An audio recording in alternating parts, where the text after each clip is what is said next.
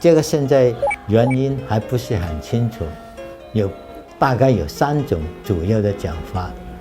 第一种呢，就是它炎症的部位不同，哮喘呢，它的主要那个炎症的部位呢，在主气管跟小的周围的气管，而咳嗽病人哮喘呢，主要的炎症的部位在主气管，这大一点的气管，不是小气管。这个是第一种讲法。第二种讲法呢，就是它这个炎症